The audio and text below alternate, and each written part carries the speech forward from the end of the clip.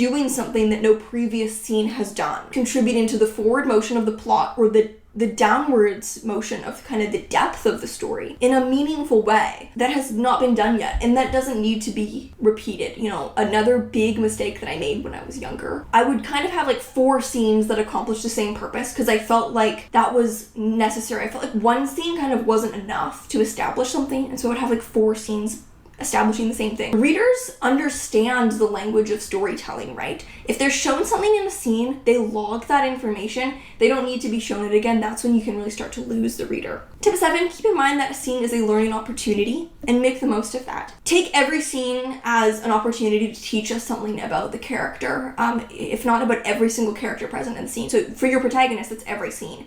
And for the side characters, every scene they're present in, what can we learn about every character in every scene that they're present in? This is just something that I really like to challenge myself in order to create deeper characterization over the course of the novel. How can I learn something about the character in every single scene? Sometimes it's subtle, but every single scene. Pace your scenes by balancing expression of the moment and information that supports the expression of the moment rather than filler. Think about using every beat intentionally. If your characters I'm using a lot of dialogue as an example because I think that's the clearest common type of scene. Say you have a dialogue scene where 2 characters are speaking. Okay, what are they doing with their bodies in the scene? If they're just standing there, it's not very interesting. Okay, what can they be doing that supports the scene rather than just picking something random for them to do? What can they be doing where their body language and their engagement can support the scene? And then in terms of the information that is conveyed maybe through the exposition, how can that support what is currently happening in the scene? If we're going to tie in some backstory, how does that backstory add information to this current moment that increases the tension, that builds upon the drama? Tip number 9, keep surprising the reader. Pick surprising details. Don't let the reader drift into complacency where they can kind of anticipate every detail that they're about to read. Keep them engaged by disrupting their preconceived notions of these people and these places. Pick surprising details that still feel right. Trying to ask yourself, okay, what action beat am I going to pair with this dialogue? There may be the obvious action beat, and then there may be the surprising action beat. Let's say your characters are playing catch while they're having a discussion. They're just throwing a baseball back and forth. Let's say the side character says something and throws the ball back to the main character. The obvious beat is for the character to catch it and then throw it back. Maybe that is what's right for what is said, but maybe they've reached a point in the conversation where the tension has really boiled over. And so maybe instead of catching it, the main character just kind of stands aside and lets it drop at their feet. Or maybe they catch it and then they throw it into behind them. I don't really know. I don't know what's going on in this scene. How can the detail choice through the description, through the action, how can it keep the reader engaged? How can the internal details be surprising but accurate reflections of what's happening externally? And how can what's happening externally be surprising but accurate reflections of what's happening internally? The last tip is don't lose the physicality. Don't lose the character's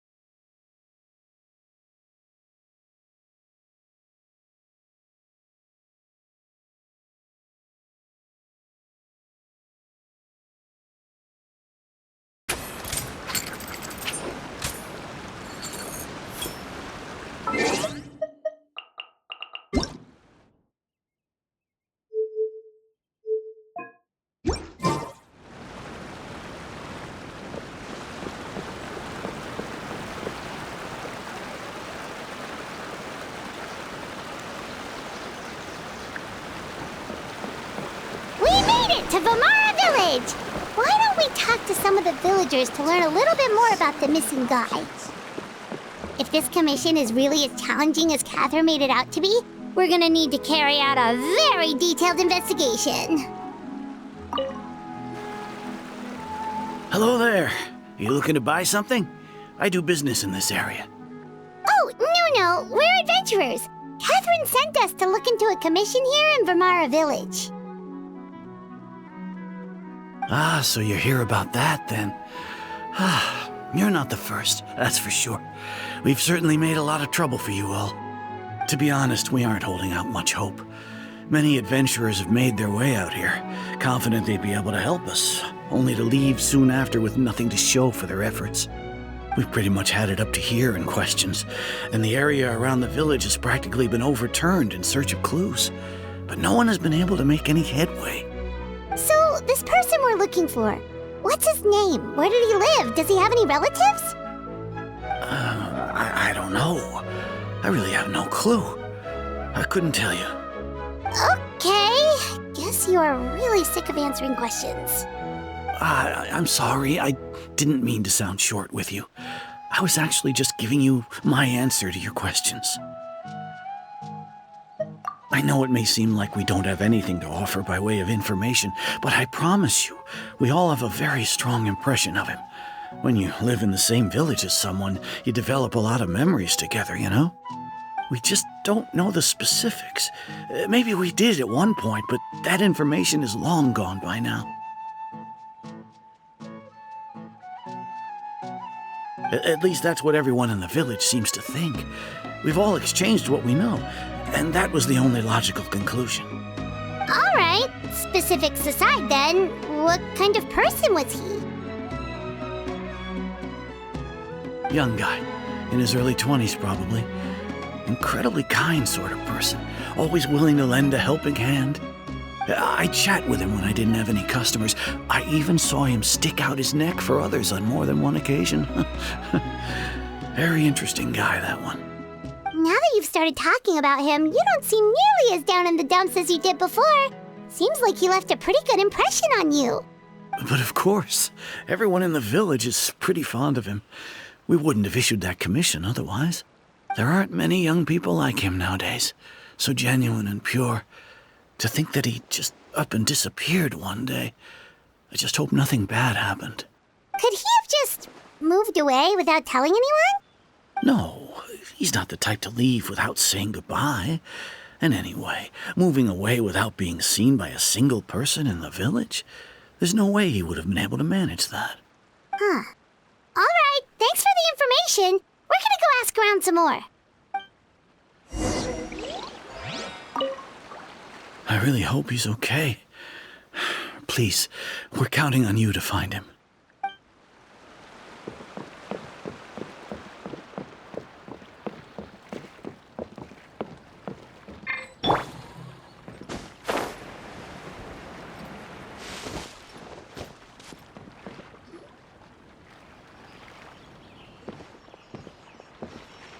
It's the guests I hear.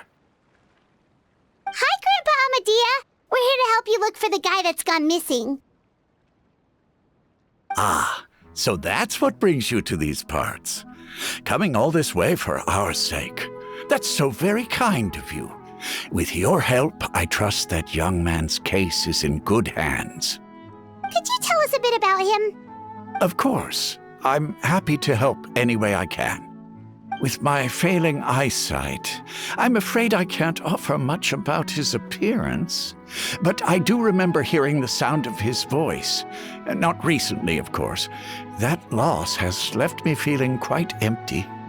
I don't think his parents are still living in the village. But somehow he never seemed lonely.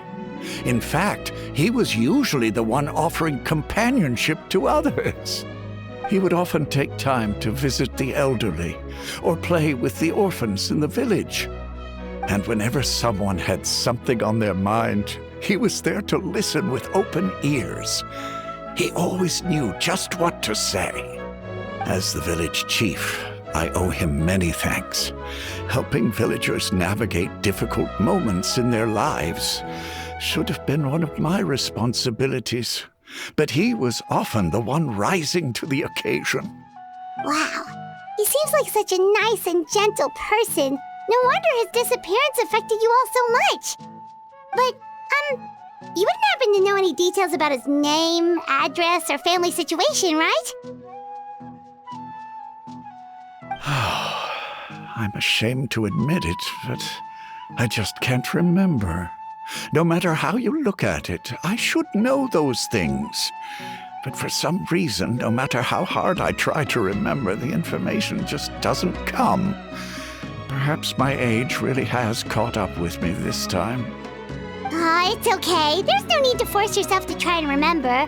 We'll figure something out.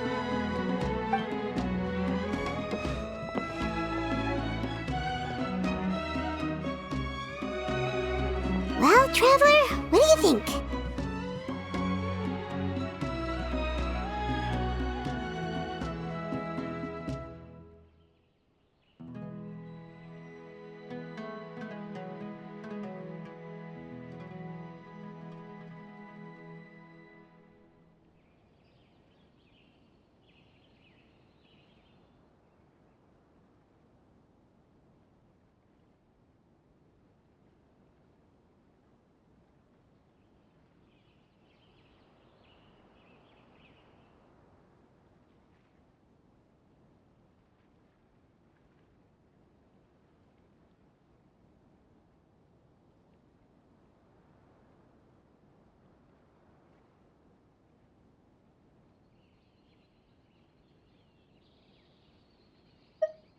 Paimon thinks so too.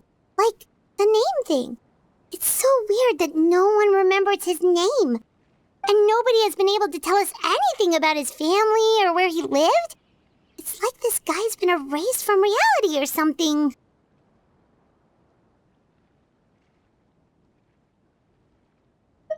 Wait, so you're saying it's not that he's been erased, necessarily, but more like he never existed to begin with? Okay, Paimon's gonna need some time to process that one. Someone who only exists in people's memories?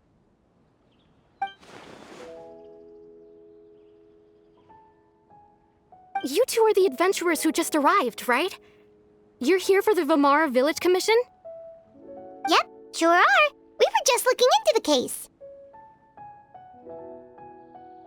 I'm so glad to hear that. Thank goodness you haven't given up. I've been so worried the Adventurers Guild might cancel our commission. My name is Atosa, by the way. I grew up here in Vamara Village. Anyway, I just wanted to say, please keep searching for a missing villager. I'm begging you. You have to find him. Yeah, no need to worry. We'll give it our best shot. So, were you close to the missing villager? Are there any leads you can give us? I'm not sure this counts as a lead, but follow me. There's a place I'd like to show you.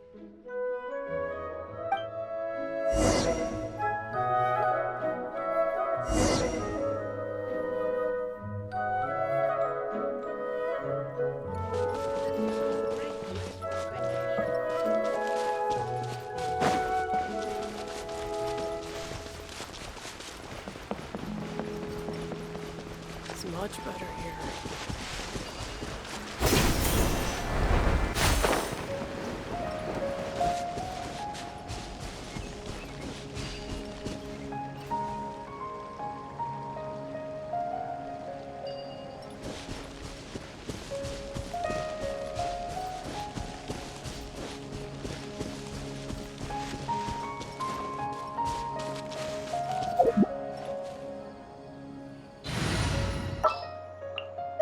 There's still a long road ahead.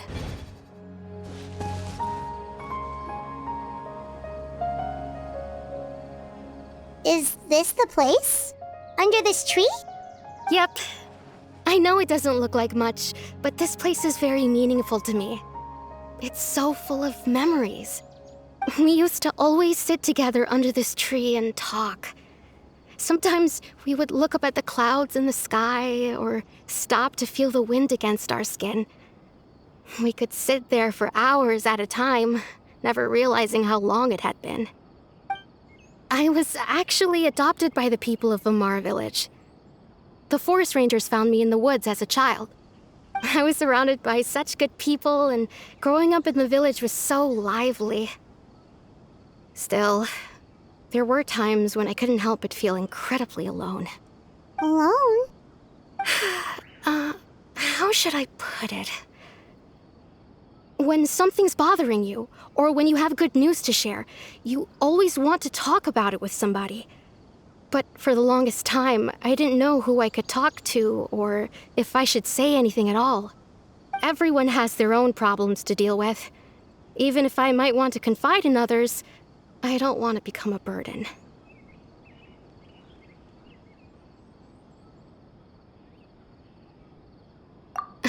Really? You know exactly how I feel?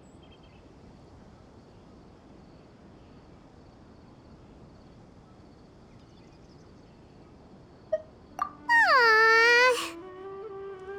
Wow, that sounds really nice. You're quite lucky. When it comes to our missing villager, well, I guess you could say that to me. He felt like both a family member I could rely on and a friend who could really understand me.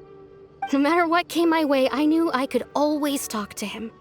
He was so thoughtful and pure, and patient too. Whenever I talked to him, he would always seem so interested, as if the things I was describing were just as important to him as they were to me. Ever since he disappeared, there's been so much I wanted to tell him. No, none of those things matters now. I just really want to see him again. Wow, you two must have been really close.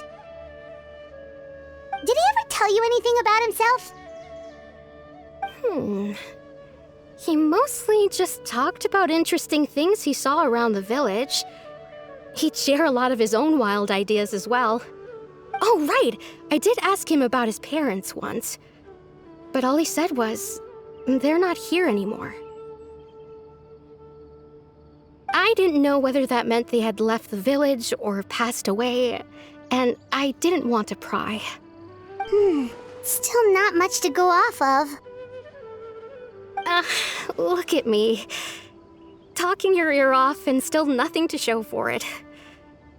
I'm sorry I wasn't more help.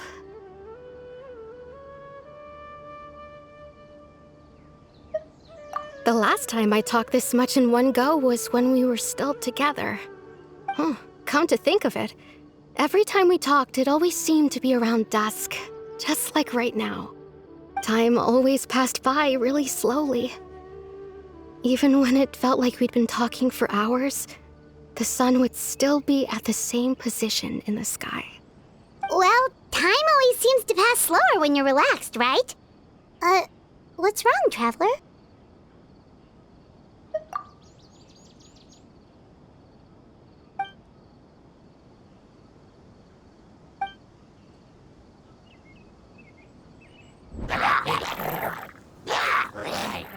Hey, look at those hilly trails over there.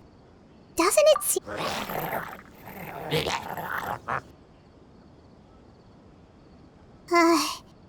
The Abyss Order.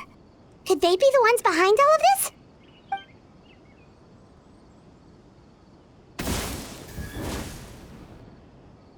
Uh-oh, we've been spotted! Quick, get ready to fight!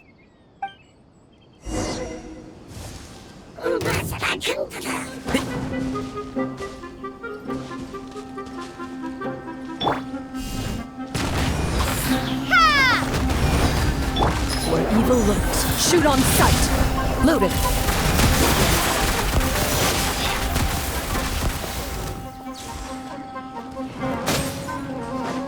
And Shroud! Excuse me, Sage's wisdom!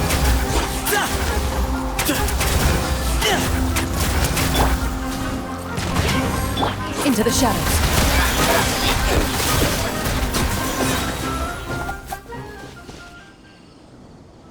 Thank you so much. I wasn't expecting monsters to show up. If you hadn't been here, I'm not sure what I would have done. It was no trouble.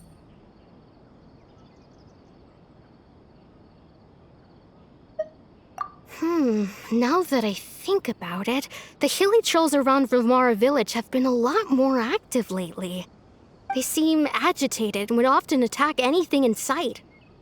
Chief Amadea doesn't allow the children to play in the area around the village anymore.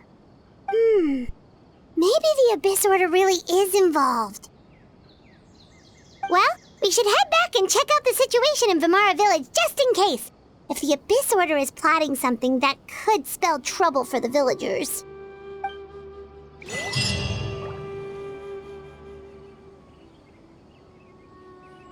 Wait a second. The person... It's Dainsland!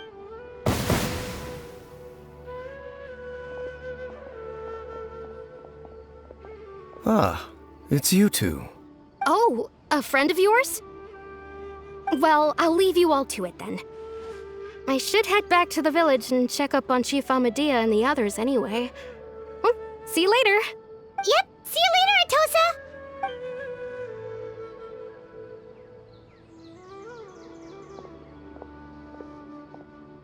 Why do you always have to pop up out of nowhere like that? Is it your life's mission to jump scare us or something? It's hardly personal, or intentional for that matter. As long as you and I are both in pursuit of the Abyss Order, we're bound to cross paths. Ah, so you're here to investigate the Abyss Order then. That would explain the monsters you were fighting just now. Naturally. Hold on. Are you not here for the same purpose?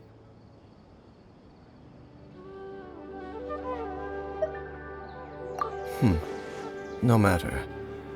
It may have taken you a while to catch on, but I'm sure you've also realized by now that there's something strange about this place. The Abyss Order is most certainly planning something in this area. Or worse, their plan could already be in motion. So you think the Abyss Order is behind the hilly trail activity in the area? As things stand, I highly doubt that is their primary motive. I would imagine the increased hilly trail activity is merely a byproduct of whatever it is they're really trying to accomplish. Still, the hilly trail activity is causing a lot of problems for the people here. We should stick around for a while and protect the village, don't you think? The best way to protect them is by figuring out what the Abyss Order is truly planning. That is how we prevent further tragedy. And you shall have them. I never intended to hide anything from you. Don't worry. There should be ample time to talk.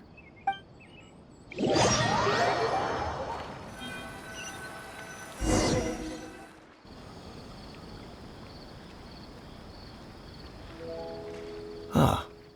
So that was the commission that brought you here to Vilmara village. Someone who seems to only exist in people's memories. That is indeed quite intriguing.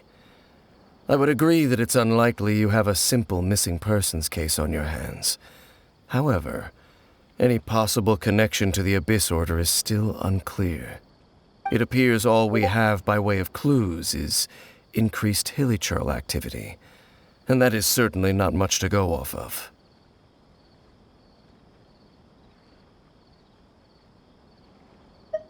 Right! That mysterious voice she heard in her brother's memory. The one who called himself a sinner. Who is he? Traveler, let me ask you this. Do you believe your sibling to have betrayed you? I sense hesitation in your words. After all, you still haven't figured out the whole truth of what happened. There's still hope for the two of you to reconcile. Irreparable damage has not yet been done. The sinner you wish to know about, his situation is different. He and his fellow sinners have long betrayed me, and long betrayed their nation. His name is Vedrfolnir, the Visionary.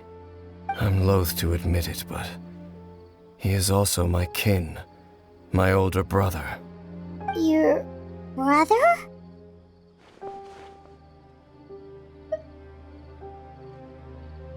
There were 5 of them, the 5 sinners of Kanria. The wise Roptatir, the visionary Vedrfolnir, Gold Rhine-daughter, the foul Sertalogi, and Rehir of Solnari, Rerir. No matter how eroded my memory may become, I will never forget their names. One day, I shall have my vengeance. Wait, some of those names sound really familiar. Rhine is the one who created Albedo. Sertologi is Skirk's master. And the one we just learned about, Dane's brother, Vetafolnir. If he was the voice of the sinner, then the one who inspired Clotar to create the Abyss Order was him.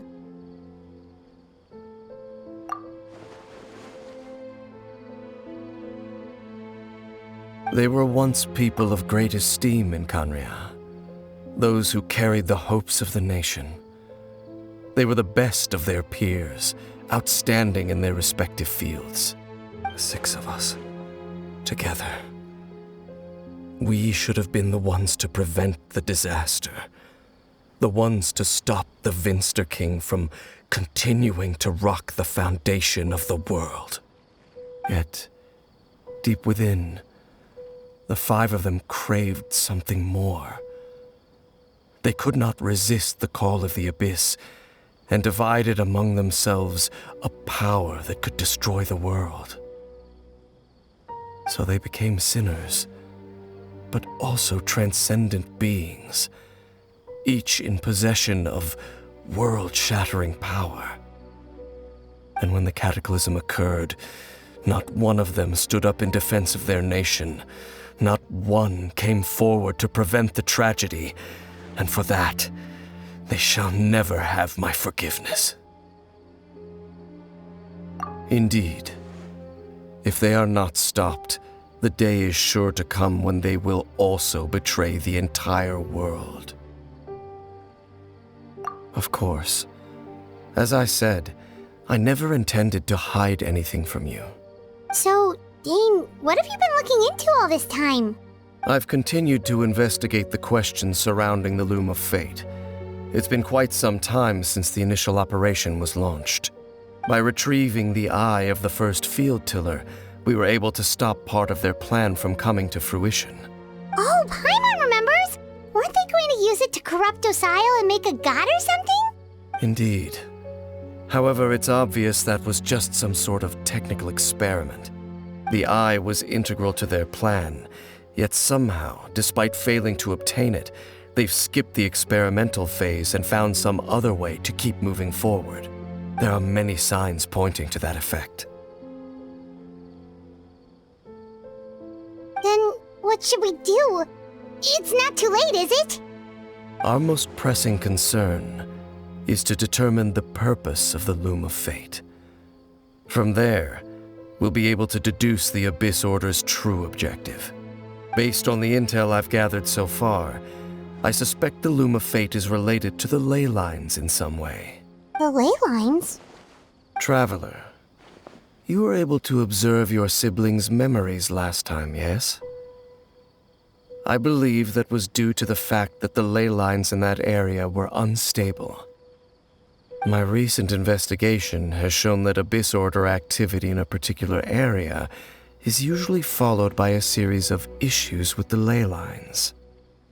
Wait, then our commission here in Vimara Village, the person who seems to exist only in people's memories, could it be connected?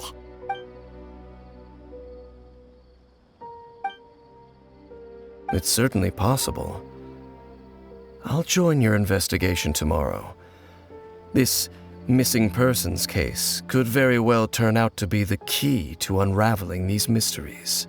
Well, if we're teaming up with Dane again, we're gonna need all the energy we can get. Let's try investigating somewhere a little further away tomorrow.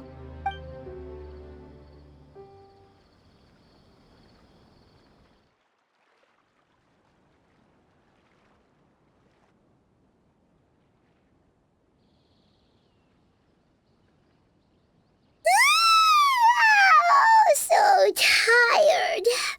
Paimon used way too much brain juice yesterday. It's all Dane's fault saying all that complicated stuff. Well, let's go find Dane. We've got a lot to do today.